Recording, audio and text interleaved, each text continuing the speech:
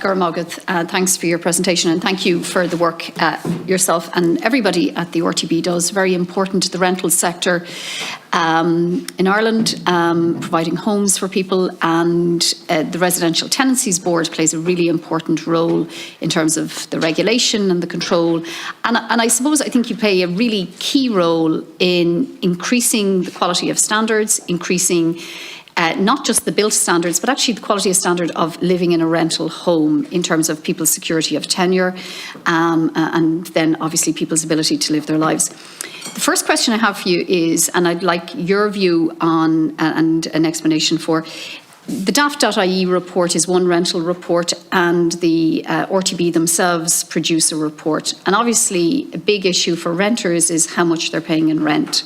We all know there's an insufficiency of supply, and that's why 20 billion has been assigned under Housing for All to increase all types of housing, including rental homes, and why for the first time we'll have affordable cost rental as a model in Ireland, which I'm presuming the RTB welcome. It'll ideally make your jobs a lot easier.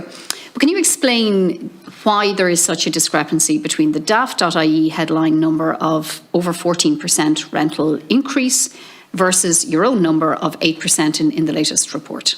Yeah, it is explainable. I'll leave that to my colleagues. I'll make a preliminary comment that we're a bit like comparing apples and oranges. The DAFT report is drawn from a very small sector of people who are putting their properties up for rent, and the RTB index is drawn from a much wider number of actual tenancies in existence. So you're really measuring kind of two different things to some extent. Maybe Karen, you can express this a bit more clearly. I suppose I can speak to the methodology that we employ for the RTB rent index, and we produce this in conjunction with the ESRI. And I think it's important just to note that I suppose the rent index is very unique in that it's based on actual rents paid, and we run the methodology every quarter.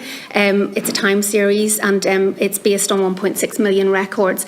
So it's also important to note that it's based on new tenancies on existing properties, as well as new tenancies and properties that haven't been let in the last 2 years, as well as new properties let for the first time. So you'll see the detail of the methodology that we provide in there's a very detailed technical appendix. So I suppose I'd agree with Tom in that I wouldn't necessarily compare it with other rental reports, as it is based on two entirely different sets of data, and I suppose the unique insight we can provide is it is based on the actual rents paid in the sector. Okay, that answers your question. That is great, thank you, and it does answer my question. So basically, your RTB report is the rents that are actually being paid by people who are living in rental accommodation.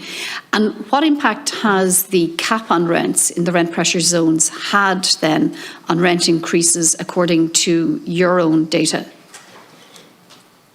Yeah, that's actually a little bit more complex than it might appear, but broadly you can see that tenants who are paying rent in RPZs, their rent is going up in line with the RPZ requirements, and they are smaller than they would be if they were left to the market, whereas you can see the off-quoted headline rents are essentially new rents. They're rents for property that have come on the market as new properties, and there will be a difference there because generally new property will be in better condition and be slightly better order perhaps than existing properties. So as a result of that, you're getting two different kind of rent levels there, and I can't remember exactly what the level is. Was it about 25% increase in rent levels generally, and RPZs would be 2% or less. Well, it's 2% per annum, over 4 years. But we've had that in some cases, since 2016. So that we're getting to the point now where you're beginning to be able to see a difference between rents that are commanded for new property coming into the market that have never been rented before, and rents that are paid by people in occupation who've been there for a long time. Okay. Karen, you want to come in? Sorry, I just wanted to make a couple of points. So I would stress that the rent index report is not a measure of compliance, as a report in itself. It just reports on the data set that we analyse.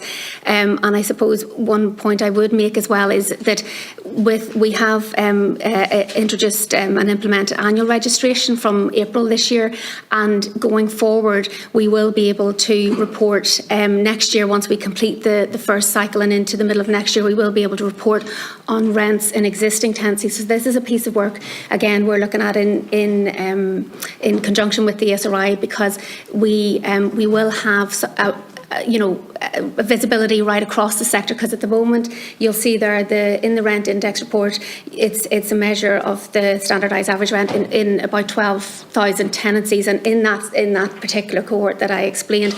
But we will have coming soon is that breadth of the rental analysis across existing tenancies, and it will show that the differences in those tenancies that have been in place for a longer period of time and the rents that are charged with those. So we will be looking at a new index once we get through this cycle of annual registration as well. Okay, I'm very conscious of my time, and I do want to ask questions about the landlords and the registration, so I might come in on a later round. But can I just, in terms of these questions, ask one other question? You talked about the rent price inflation, the inflation of rent prices on new properties. So I was quoted recently, they said in Dublin City, construction inflation was running at 30% in Dublin City. So are you seeing the rent inflation mirroring, is it pegging that 30%? Is that what your data is saying? Or can you give us an indication? And if you don't have that to hand now, maybe you can come back to me with it later. I suppose I can provide you with a more detailed answer in that, but just in looking, we have seen in terms of the rental index trends that there was greater inflation in the greater Dublin area. We saw that, and that was probably a reflection, with more people moving out of Dublin maybe after the pandemic, and I'm sure a variety of factors. But I suppose, and this latest rent index does show higher growth then in the Dublin region. It doesn't reflect 30% that you're talking about, but there is an increase in the rental inflation, and I can provide the further information to you. I don't want to take your time. It's probably worth making an observation that construction cost inflation happens for different reasons and in a different way than inflation in the rental market. Inflation in the rental market will really reflect supply and demand issues in that market, and will be different around different markets, different parts of the country, whereas construction cost inflation will not be as spatially divergent. So they're measured two different things. I suppose my question, and maybe I didn't phrase it correctly, was I wanted to know if there was a direct correlation between the new builds, the rent inflation, the new rents that are being set on new builds with the construction inflation. But thank you for answering the questions, and apologies. We can probably come back to that. It's an interesting question.